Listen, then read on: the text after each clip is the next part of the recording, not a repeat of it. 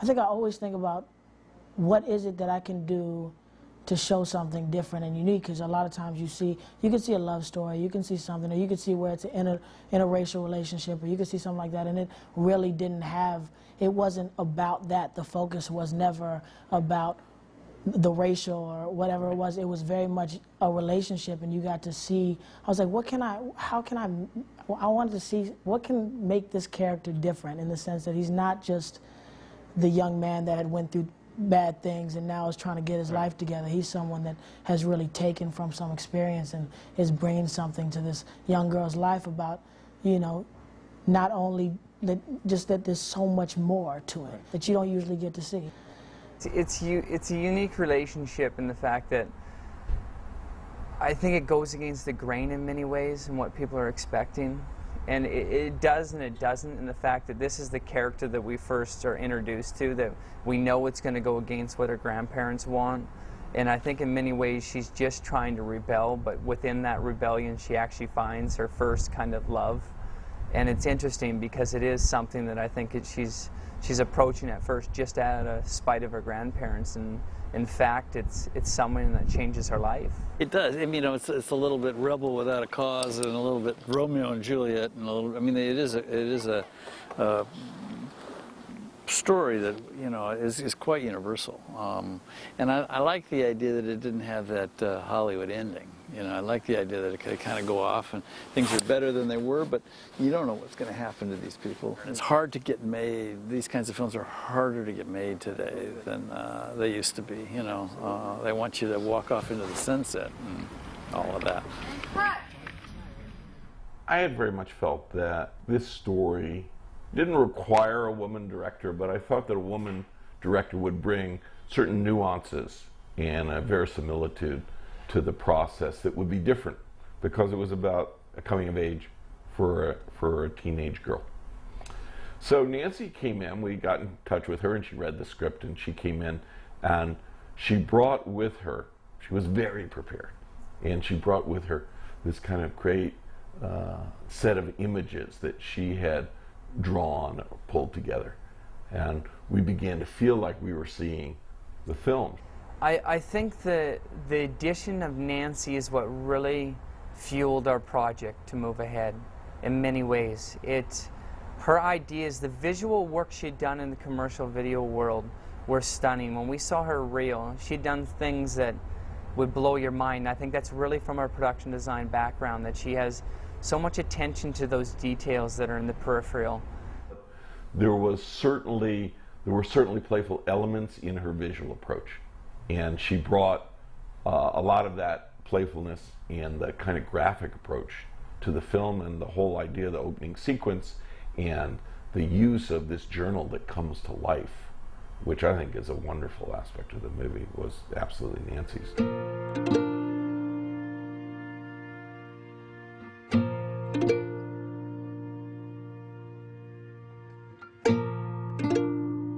I grew up on the Jersey Shore, about half an hour north of where the film takes place, and after college I lived in Ocean Grove for a couple of, well, maybe a year and a half, and that's where I was living when I came up with the story and wrote the first draft originally in a house just a few blocks away from where we eventually filmed it, which was really cool because, you know, you could have filmed this story in any number of locations. It didn't have to be Ocean Grove, but it was the location was so sort of integral to me anyway, on a personal level. I love the feel of that town, and it was kind of what has inspired me to write that story. Nancy Bartowell had come in and she put storyboards together of this town because it was written for Asbury Park and Ocean Grove, which none of us really knew that much about those towns. We just saw them in the script, and she had all these visuals that were stunning of the dilapidated Asbury and these tent houses in Ocean Grove, and they were so interesting. So what we actually did was, Nancy and myself, the director, we went to New Jersey, flew out there, and we went out to these towns, and just driving into Ocean Grove, you knew instantly. You went through this archway of this town that used to shut streets down on Sundays up until recently. It's it's like you've landed in another world. You're in Wonderland. It's amazing. So you walk into this one town, and you literally walk right across a little like waterway, and there's Asbury Park that is changing now, but at one point it was just totally a rundown city, you know, and it's so rare to find that in an ocean community. You never have ocean property that is run down like that. Asbury was a rougher town. It was, I think in the 60s there were some race riots there, and then there was white flight, and a lot of the businesses shut down. And for most of my youth, Asbury Park was a dangerous place with a lot of boarded up buildings, and it was sad because it's the Jersey Shore. They have a boardwalk, they have lots of, you know, there were restaurants and games and all kinds of, you know, a carousel and things there, and it just became this wasteland, which also is now having its own, you know, renaissance, finally. We had a producer who went to Ocean Grove early and got to know the head of the city council or town council and the head of the church organization that sort of the governing body of the town, and the police chief, and and one of the leading construction companies, their development companies. So we came into this town. I think the town, both Ocean Grove and Asbury Park, were very prepared for being invaded by a small film, and they embraced us in ways that were incredible. And you know, very often a film comes into a town, a small town, and sort of runs roughshod over the town. I felt here there was a lot of respect on both sides.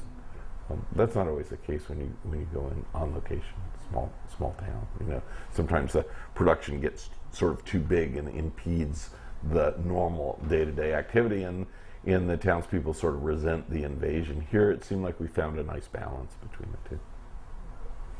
We thought it would be nice being part of Ocean Grove's movie history, a history that really has gone back 100 years, starting with Thomas Edison. He filmed here in Ocean Grove. 3 films, Fireman's Parade, Boating on Wesley Lake, and a children's festival. And so, of course, when your film came along, I figured, why not be part of the history of the film industry? It's so nice because you're not used to it when you're going around different places and you're flying around, or you're staying in LA, or you're in New York. It's so much different to separate yourself and be in a town like this and try to think of what it would be like to be living in here every day. And it's a beautiful environment, and it's a place where it may be a little bit more simple, but there's so much more, there's so much depth within that. Do you know what I mean? Like even within this film, it's not the most complicated film. You know what I mean? It's not the most complicated, but within those moments, there's so many powerful and emotional things that, you know, that are real. You went on a real ride on Greta. You know, you start out a certain way, and you're not sure as an audience if you even want to spend time on the same bus with Greta. And I think by the end of the ride, she's won you over. And there's a hopefulness to the film, and there's a hopefulness to the process of going through the turbulent teenage years and emerging on the other side.